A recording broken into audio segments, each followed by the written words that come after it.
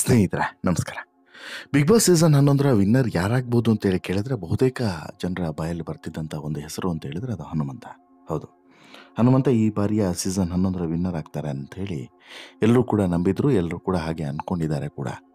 ಇವತ್ತಿಗೂ ಕೂಡ ಟಾಪ್ ಕಂಟೆಸ್ಟೆಂಟ್ಗಳಲ್ಲಿ ಯಾರು ಬರ್ತಾರೆ ಅಂತೇಳಿ ಕೇಳಿದ್ರೆ ಹನುಮಂತ. ಅದಕ್ಕೆ ನಾನಾ ಕಾರಣಗಳಿದ್ದಾವೆ.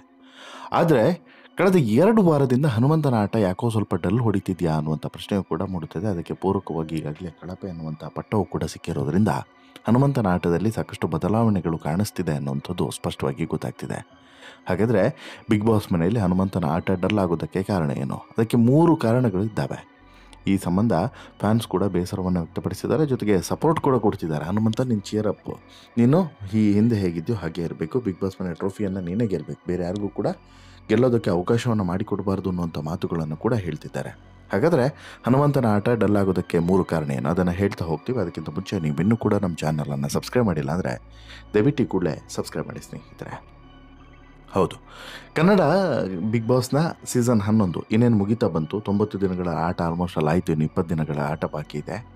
ಈ 20 ದಿನಗಳ ಆಟದಲ್ಲಿ ಬಿಗ್ ಬಾಸ್ ಸೀಸನ್ನ 11ರ ಟ್ರೋಫಿಯನ್ನು ಯಾರು ಮುಡಿಗೇರಿಸ್ಕೊಳ್ತಾರೆ, ಯಾರು ಗೆಲ್ತಾರೆ ಅನ್ನುವಂಥ ಪ್ರಶ್ನೆ ದೊಡ್ಡ ಮಟ್ಟದಲ್ಲಿ ಕಾಡ್ತಾ ಇದೆ. ಇದೇ ಹಂತದಲ್ಲಿ ಅಂದರೆ ಪ್ರಮುಖ ಘಟ್ಟದಲ್ಲಿ ಹನುಮಂತ ಈಗ ಕಳಪೆಗೆ ಹೋಗಿರುವಂಥದ್ದು ಮತ್ತು ಹನುಮಂತನ ಆಟ ಡಲ್ ಆಗಿರೋದ್ರ ಬಗ್ಗೆ ಸಾಕಷ್ಟು ಚರ್ಚೆಗಳು ನಡೀತಿದ್ದಾವೆ. ಜೊತೆಗೆ ಹನುಮಂತನನ್ನು ಡಲ್ ಮಾಡುವಂಥ ಷಡ್ಯಂತ್ರವು ಕೂಡ ಸದ್ದಿಲ್ಲದೆ ನಡೀತಿದೆ ಅನ್ನುವಂಥ ಚರ್ಚೆ ಕೂಡ ಸಾಗ್ತಾ ಇದೆ.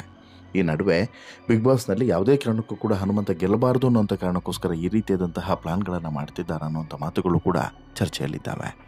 If it in case Hanumantha ಏನಾದರೂ ಬಿಗ್ ಬಾಸ್ ಮನೆಯಿಂದ ಹೊರಗಡೆ ಹೋಗಿದ್ದೇ ಹೌದಾದರೆ ಬಿಗ್ ಬಾಸ್ ಮನೆಯ ಇಡೀ ಆಟದ ಶೈಲಿಯೇ ಬದಲಾಗಲಿದೆ ಮತ್ತು ಬಿಗ್ ಬಾಸ್ ಕಾರ್ಯಕ್ರಮದ ಬಗ್ಗೆ ಹೇಟರ್ಸ್ಗಳ ಸಂಖ್ಯೆಯು ಕೂಡ ಹೆಚ್ಚಾಗಲಿದೆ.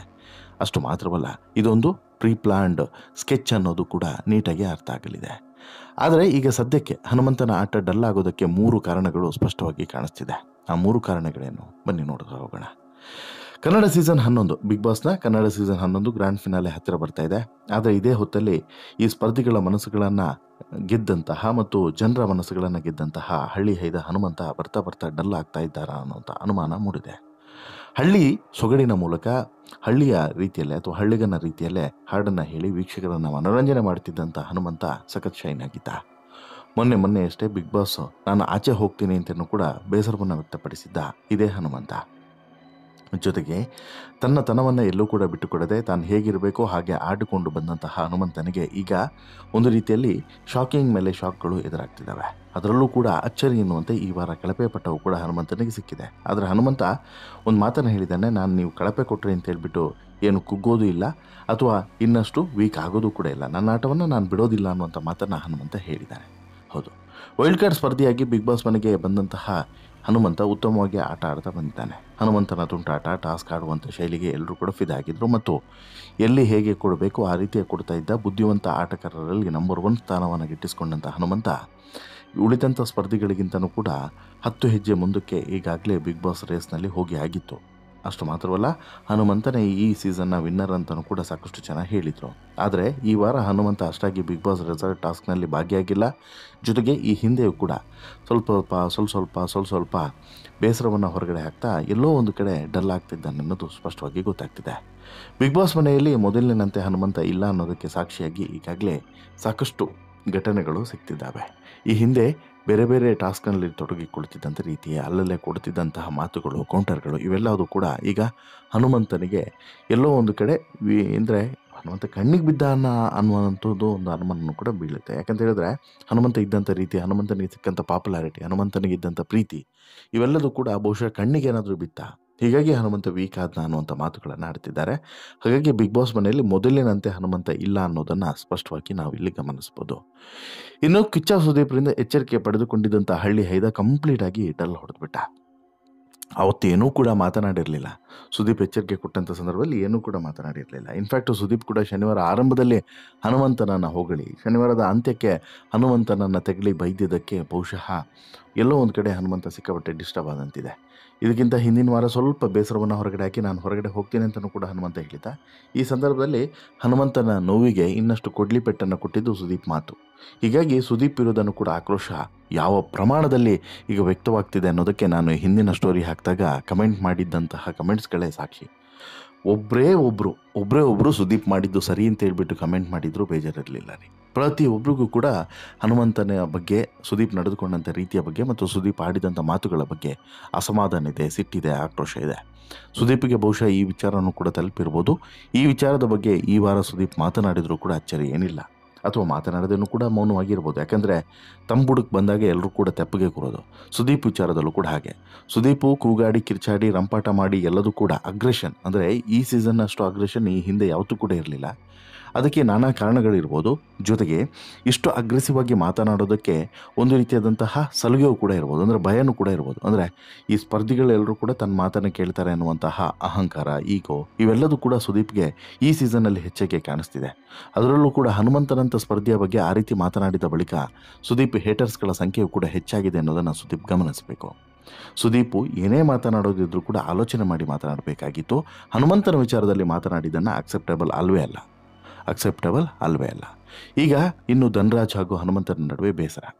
ಈ ದೋಸ್ತ ಹನುಮಂತ ಮತ್ತು ಧನ್ರಾಜ್ ಇವರಿಬ್ಬರು ಕೂಡ ಬಿಗ್ ಬಾಸ್ ಮನೆಯ ಸಂತು ಪಂತುಗಳು ಹೇಗಿದ್ರು ಹಾಗೆ ಈ ಸೀಸನ್ನಲ್ಲಿರೋರು. ಇವರು ಕೂಡ ಈಗ ಪರಸ್ಪರ ಒಬ್ರಿಗೊಬ್ರು ಕಾಲೆಳೆಯುವಂಥ ಪರಿಸ್ಥಿತಿ ಇವತ್ತೆಲ್ಲ ನಾಳೆ ಬಂದೇ ಬರುತ್ತೆ. ಇದನ್ನೇ ಆರಂಭದಿಂದಲೂ ಕೂಡ ಹೇಳ್ತಿದ್ದಾರೆ. ಇದು ಬಿಗ್ ಬಾಸ್, ಇದು ಗೆಳೆಯ ಗೆಳತಿ, ಬಾಯ್ ಫ್ರೆಂಡ್ ಗರ್ಲ್ ಫ್ರೆಂಡ್, ಸ್ನೇಹ, ಫ್ರೆಂಡ್ಶಿಪ್, ಇನ್ನೊಂದು ಮತ್ತೊಂದು ಯಾವುದು ಕೂಡ ಇಲ್ಲಿ ಕೆಲಸಕ್ಕೆ ಬರಲ್ಲ. ಇದು ಗೇಮ್. ಈ ಗೇಮ್ನ ಗೇಮ್ ಥರ ಆಡಬೇಕು. ಹಾಗಾಗಿ ಬಹುಶಃ ಈ ಎಲ್ಲಾದರೂ ಒಂದು ಬೇಸರ ಕೂಡ ಹನುಮಂತನ ಆಟಕ್ಕೆ ಎಲ್ಲೋ ಒಂದು ಕಡೆ ಮೊಳೆ ಹೊಡಿತಿದೆಯಾ, ಅಂದರೆ ಅಡ್ಡಗಾಲ ಆಗ್ತಿದೆಯಾ ಅನ್ನುವಂಥ ಪ್ರಶ್ನೆ ಕೂಡ ಇದೆ. ಬಿಗ್ ಬಾಸ್ ಮನೆಗೆ ಹಾಡು ಹಾಡ್ತಲೇ ಎಂಟ್ರಿ ಕೊಟ್ಟಿದ್ದಂಥ ಹನುಮಂತ ದಿನ ಕಳೆದಂತೆ ಮೊದಲಿನ ಹಾಗೆ ಅಷ್ಟಾಗಿ ಆಟದಲ್ಲಿ ತೊಡಗಿಕೊಳ್ತಿಲ್ಲ. ಮೊದಲು ಹಾಡ್ತಾ ದೋಸ್ತ ಅಂತ ಹೇಳಿದ್ರು. ಆದರೆ ಬಿಗ್ ಬಾಸ್ ನೋಡ್ತಿರುವಂಥ ವೀಕ್ಷಕರು ಕೂಡ ಹನುಮಂತ ಕಾಣಿಸ್ಕೊಳ್ತಿಲ್ಲ ಅನ್ನುವಂಥ ಮಾತುಗಳನ್ನು ಹೇಳ್ತಾ ಬರ್ತಿದ್ದಾರೆ. ಕಳೆದ ಎಪಿಸೋಡ್ನಲ್ಲಿ ಕಿಚ್ಚ ಸುದೀಪ್ ಅವರ ಕೆಂಗಣ್ಣಿಗೆ ಗುರಿಯಾಗಿದ್ದಂಥ ಹನುಮಂತ ಬಿಗ್ ಬಾಸ್ ಮನೆಯಲ್ಲಿ ಟಾಸ್ಕ್ಗಳನ್ನು ಕರೆಕ್ಟಾಗಿ ಆಡೋಕ್ಕೆ ಆದರೆ ಆಡಿ, ಇಲ್ಲ ಅಂತ ಹೇಳಿದ್ರೆ ನಾನೇ ನಿಮ್ಮನ್ನು ಹೊರಗಡೆ ಕಳಿಸ್ತೀನಿ ಅನ್ನುವಂಥ ಮಾತನ್ನೇನು ಹೇಳಿದ್ರಲ್ಲ, ಈ ಮಾತಿನ ಬಳಿಕ ಬಹುಶಃ ಎಲ್ಲೋ ಒಂದು ಕಡೆ ಹನುಮಂತನಿಗೆ ಒಂದು ಭಯ ಕಾಡ್ತಾ ಇದೆ. ಹನುಮಂತ ಸಾಮಾನ್ಯವಾಗಿ ಬೇರೆ ಸ್ಪರ್ಧಿಗಳ ರೀತಿ ಅಲ್ಲ, ತುಂಬ ಸೆನ್ಸಿಟಿವ್ ವ್ಯಕ್ತಿ. ಈ ಹಳ್ಳಿಯವರೇ ಹಾಗೆ ತುಂಬ ಸೆನ್ಸಿಟಿವ್, ತುಂಬ ಸ್ವಾಭಿಮಾನಿಗಳು ಕೂಡ. ಬಹುಶಃ ಈ ಸ್ವಾಭಿಮಾನಕ್ಕೆ ಎಲ್ಲೋ ಒಂದು ಕಡೆ ಪೆಟ್ಟು ಬಿತ್ತು ಅಂತಲೂ ಕೂಡ ಹೇಳ್ಬೋದು. ಇಲ್ಲಿ ಯಾವುದೇ ವಿಚಾರ ಇರ್ಬೋದು, ಆ ವಿಚಾರದ ಬಗ್ಗೆ ಸುದೀಪು ಆಡುವಂಥ ರೀತಿ ಮತ್ತು ಸುದೀಪು ಇಲ್ಲಿ ನಡೆದುಕೊಂಡಂಥ ರೀತಿಯ ಬಗ್ಗೆ ಅಸಮಾಧಾನ ಬರೋದಕ್ಕೆ ಕಾರಣವೇ ಇದು. ಹಳ್ಳಿಯಿಂದ ಬಂದು, ಅಂದರೆ ಏನೋ ಗೊತ್ತಿರೋದಂಥ ಒಂದು ಹಳ್ಳಿಯಿಂದ ಬಂದು ಇಷ್ಟರ ಮಟ್ಟಿಗೆ ಹನುಮಂತ ಆಡ್ತಿದ್ದಾನೆ ಅಂತ ಹೇಳಿದ್ರೆ ಆತನ ಒಳ್ಳೆತನವನ್ನು ನಾವು ಗಮನಿಸಲೇಬೇಕು ಅಂತೇಳಿ. ಇನ್ನು ಈ ವಾರ ನಡೆದಿರುವಂಥ ಉಸ್ತುವಾರಿ ನಡೆಸಿರುವಂಥ ರೀತಿ ನನಗೆ ಹೇಸಿಗೆ ಆಯಿತು ಅಂತಲೂ ಕೂಡ ಕಳೆದ ವಾರ ಏನು ಹೇಳಿದ್ರಲ್ಲ, ಅದು ಕೂಡ ಬಹುಶಃ ಎಲ್ಲೋ ಒಂದು ಕಡೆ ಸುದೀಪ್ ಅವರ ಬೇರೆ ರೀತಿಯಾದಂಥ ವ್ಯಕ್ತಿತ್ವವು ಕೂಡ ಅಲ್ಲಿ ಪ್ರದರ್ಶನ ಆಯಿತು. ಬಿಗ್ ಬಾಸ್ ಮನೆಗೆ ಬಂದಂಥ ಮೊದಲ ದಿನದಿಂದ ಹನುಮಂತ ಹಾಗೂ ಧನ್ರಾಜ್ ಅಂತ ಗೆಳೆಯರು ಅಂತೇಳಿ ಎಲ್ರಿಗೂ ಗೊತ್ತೇ ಇದೆ. ಅಂದಿನಿಂದ ಇಂದಿನವರೆಗೂ ಕೂಡ ಟಾಸ್ಕ್ ಅಂತೇಳಿ ಬಂದಾಗ ಇಬ್ಬರು ಕೂಡ ವೈರಿಗಳಾಗಿ ಆಡ್ತಾರೆ. ನಾಮಿನೇಷನ್ ಪ್ರಕ್ರಿಯೆಯಲ್ಲೂ ಕೂಡ ಗೆಳೆಯ ಗೆಳತಿ ಇದು ಯಾವುದೂ ಕೂಡ ಬರೋದಿಲ್ಲ. ಇಲ್ಲೂ ಇವರಿಬ್ಬರ ಸ್ನೇಹದಲ್ಲೂ ಕೂಡ ಹಾಗೆ ಆಗಿದೆ. ಆದರೆ ಇತ್ತೀಚೆಗೆ ಹನುಮಂತನ ಜೊತೆಗೆ ಸೇರಿದರೂ ಅಷ್ಟಾಗಿ ಮಾತನಾಡ್ತಿಲ್ಲ. ಹೀಗಾಗಿ ಇದನ್ನು ನೋಡಿದ ಬಳಿಕ ಹನುಮಂತನ ಅಭಿಮಾನಿಗಳು ಬೇಸರವನ್ನು ಹೊರಗಡೆ ಹಾಕ್ತಿದ್ದಾರೆ. ಎಲ್ಲೋ ಒಂದು ಕಡೆ ಹನುಮಂತ ಡಲ್ ಆಗ್ತಿದ್ದಾನೆ, ಹನುಮಂತನನ್ನು ಡಲ್ ಮಾಡ್ತಿದ್ದಾರೆ, ಹನುಮಂತನ ಹಿಂದೆ ಷಡ್ಯಂತ್ರ ನಡೀತಿದೆ, ಹನುಮಂತನನ್ನು ಹೊರಗಡೆ ಕಳಿಸೋದಕ್ಕೋಸ್ಕರ ಇವೆಲ್ಲವನ್ನು ಕೂಡ ಮಾಡ್ತಿದ್ದಾರೆ ಅನ್ನೋಂಥ ಅಭಿಪ್ರಾಯಗಳು ವ್ಯಕ್ತವಾಗ್ತಿದ್ದಾವೆ. ಬಟ್ ಅದೇನೇ ಇದ್ದರೂ ಕೂಡ ಸ್ನೇಹಿತರೆ, ನಿಜವಾದಂತಹ ಗೆಲುವು ಅಥವಾ ಗೆದ್ದಂತಹ ಸಾಹಸಿ ಯಾರು ಅಂತೇಳಿ ಕೇಳಿದ್ರೆ ಅದು ಹನುಮಂತ. ಯಾಕಂತ ಹೇಳಿದ್ರೆ ಕೋಟ್ಯಾಂತರ ಹೃದಯಗಳನ್ನು ಗೆದ್ದಿರುವಂಥ ಹನುಮಂತ ಬಿಗ್ ಬಾಸ್ನ ಟ್ರೋಫಿ ಗೆಲ್ಲಲಿ ಬಿಡಲಿ, ಜನರ ಹೃದಯವನ್ನು ಗೆದ್ದಾಗಿದೆ. ಬಿಗ್ ಬಾಸ್ನ ವಿನ್ನರ್ ಅನ್ನುವಂಥ ಪಟ್ಟವನ್ನು ಕೂಡ ಅಲಂಕರಿಸಿ ಆಗಿದೆ. ಏನಂತೀರಾ? ನಿಮ್ಗೇನು ಅನಿಸುತ್ತೆ? ದಯವಿಟ್ಟು ನಿಮ್ಮ ಅಭಿಪ್ರಾಯವನ್ನು ಕಮೆಂಟ್ ಮಾಡಿ ತಿಳಿಸಿ. ಜೊತೆಗೆ ಈ ಸ್ಟೋರಿ ಇಷ್ಟ ಆಯಿತು ಅಂತ ಹೇಳಿದ್ರೆ ಲೈಕ್ ಮಾಡಿ, ಶೇರ್ ಮಾಡಿ, ಚಾನಲ್ಗೆ